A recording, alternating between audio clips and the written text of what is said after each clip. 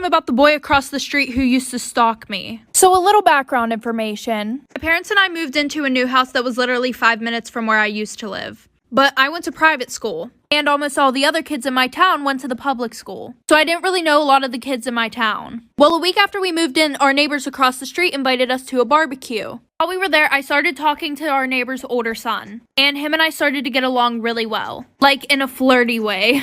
Their older son was a senior, I was a sophomore, and their younger son was a freshman. Well, I kind of talked to the younger son, but he was just like giving me really weird vibes. So for the next few weeks, I started hanging out with their older son a lot, and we would talk all the time. Well, the one day whenever I went over their house, it was super weird. His younger brother kept saying, "Oh, I think I know you from somewhere. Like, I swear I know you." And I'm just like, okay. Well, the one morning I was waiting outside for my mom to pick me up because she worked night shifts and she would just grab me and then take me to my school. And I saw him in his window watching me like for part 2. Part 2 about the boy across the street who used to stalk me. So like I said, I saw him watching me outside his window, but I didn't want to overthink it, so I was just like, no, maybe he's looking at something else. Well, this all started a month after I moved in. Well, it started happening more frequently, so then I told his older brother. We're just gonna call the younger brother Mac. So he talked to Mac and then everything was fine for a week. Just a little information real quick. For the public school, the bus would arrive at 7:40. My private school started at 7 o'clock. So my mom would come and get me at 6:15 because my school was kind of far away.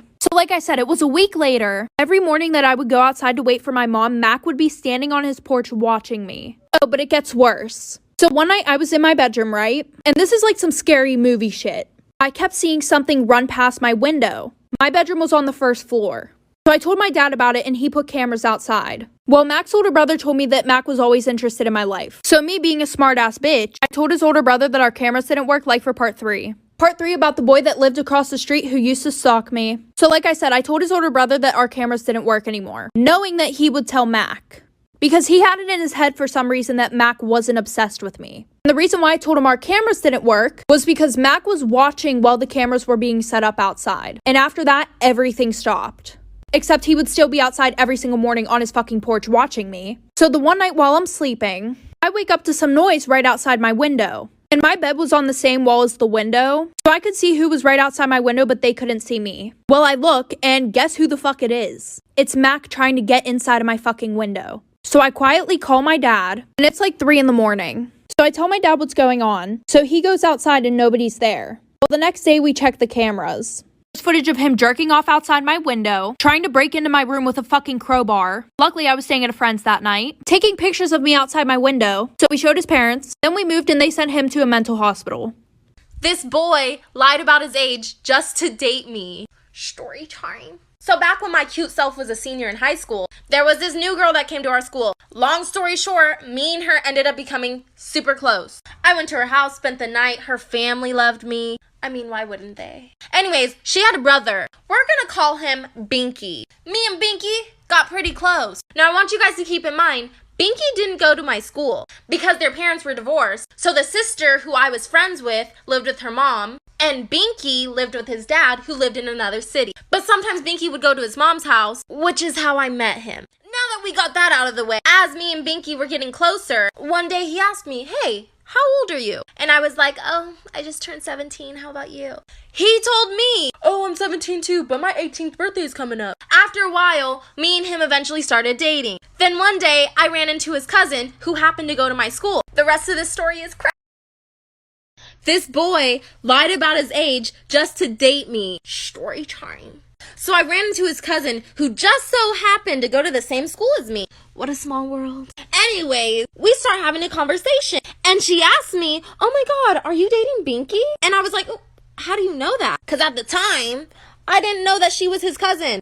And he didn't go to the same school as me. So I didn't know how she would have known that. And then she tells me, "Oh, that's my cousin." As we're talking, she says, "Oh, are you gonna go to his birthday party?" And I'm like, no, he actually didn't tell me he was having a birthday party. Weird. And she's like, "Yeah, that's really weird because it's like coming up next week." And I'm just sitting here like, well, maybe he'll tell me. He probably just had a lot on his mind. And then she says, "I can't believe he's gonna be 16 already. Time flies. We're gonna throw him a sweet 16 party."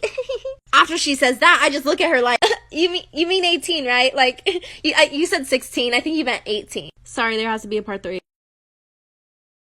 Storytime about the girl who found out that I was hooking up with her boyfriend for 3 months straight. So a little background information. I was in high school, and there was this boy that I really liked. And I had a crush on him since I was in 7th grade. And the only time he would talk to me is whenever he wanted me to send him nudes. Well, in high school he got a girlfriend. But while he was dating her, he would still ask me for nudes. And of course I would still send them. Well, the summer before my junior year, I got a job at this restaurant. Well, almost every single day, the guy that I liked would bring his girlfriend in. Because guess what? His dad owned the restaurant. We're gonna call this boy Alex. Well, the one night I was supposed to close with this girl, but she ended up having to leave because of a family thing. So Alex came in to help me close. And while we were there, we were talking. And this was the longest that we ever talked. Well, he said, "Do you want to come over to my house after we're done?" So a bitch said yes. And we did the nasty and he took me home in the morning. Well, then he started coming in often to help me close. Well, 3 months later, as I'm closing, his girlfriend and her friends walk in for part 2.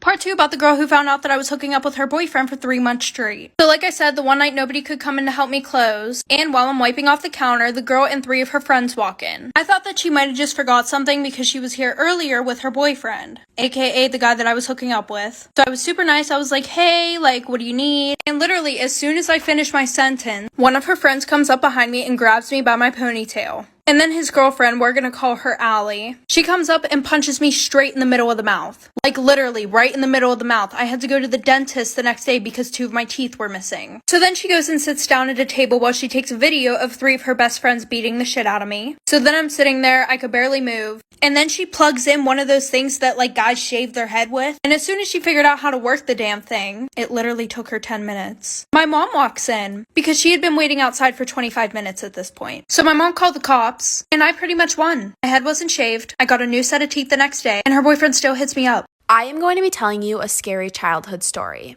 When I was 2 years old, my mom passed away. My dad wasn't in the picture, so I went to go live with my grandparents. My grandparents lived in a super old home that was built in the 1800s. I was a very imaginative child. So when I told my grandparents that I used to see people in the house, they just didn't believe me. There was one lady in particular that I would always see. She would sit at the end of my bed and watch me fall asleep. I wasn't scared of her because I thought she was an actual person. Plus, I was super little, so nothing even crossed my mind. At this point, I was 4 or 5 years old. I remember her talking to me constantly. She even sang me the song Rockabye Baby to get me to go to bed one night. Every single day when I would get home, I could see her in my window. At that point, I thought she was just waiting for me. She just wanted to be my friend, right? But as I got older, things started to get really weird between me and her. She wasn't this nice lady anymore. Stay tuned for part 2. This is part 2 of the lady in my room who would sing me lullabies to get me to go to bed.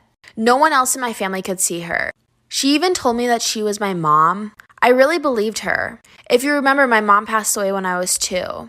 So, it seemed pretty real that it was my mom. I didn't really remember what my mom's face looked like when she passed away. And this lady, could be my mom. She continued to sing me lullabies every single night when I would go to bed. She would always be waiting for me in the window when I would get home from school. But I figured out pretty quickly it wasn't my mom. My mom was a sweet, kind-hearted person. This spirit was evil. She would get mad at me every single time any of my friends would come over. She told me she could see my future and that I was going to go to hell after I died in a car accident. It scared me so much, but no one believed me.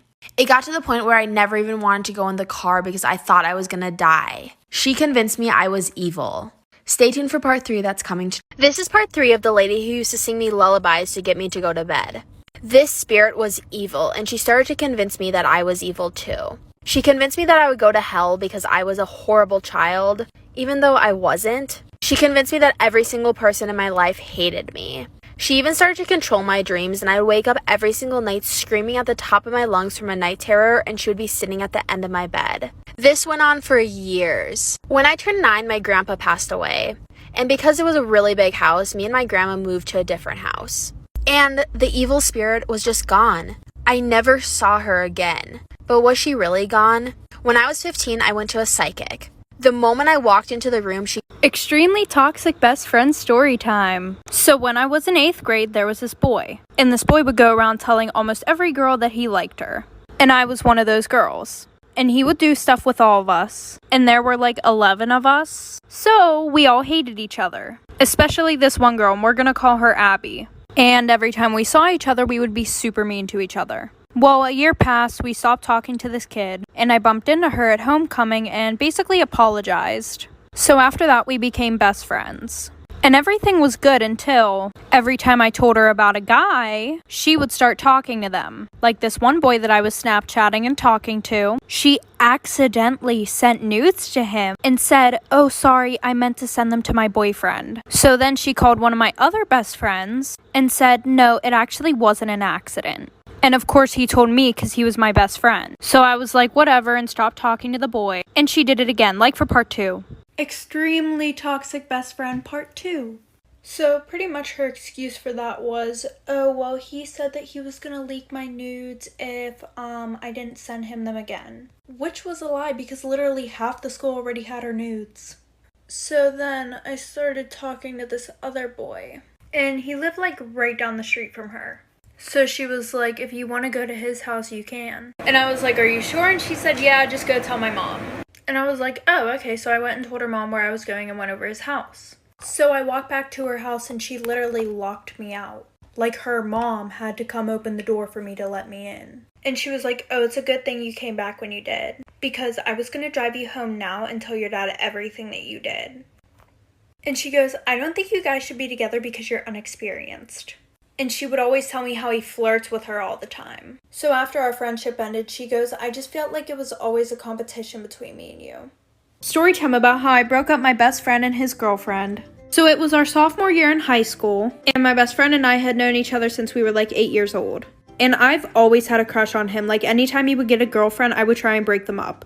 And it would work. Well, our freshman year of high school, he started dating this one girl. Well, when he started dating her, he distanced himself from me because she didn't like how much time we were spending together. So a few months go by and my birthday's coming up. And mind you, within these past few months, we only seen each other like twice. And he had me blocked on all social media. Well, our parents were really good friends because we lived in the same cul-de-sac. So my mom invited him and his parents to my birthday party. So at the end of my party, my friends left and him and his parents stayed. And my parents really didn't care if I drank alcohol, so we had like a whole bottle of vodka to ourselves. So we're in the basement and we're taking shots together. Well, I got him super drunk and he fell asleep. And while he was sleeping, I went on his phone and like for part 2.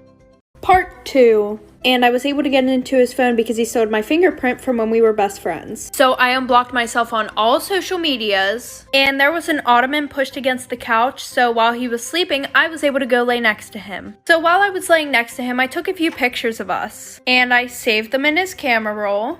And I also sent one to his girlfriend. And it was about 1 in the morning. Well, she opened it right away and then she started going off and would not stop calling his phone. So after that, I turned his phone off. So he started to wake up and then we started drinking more. And then we started fooling around.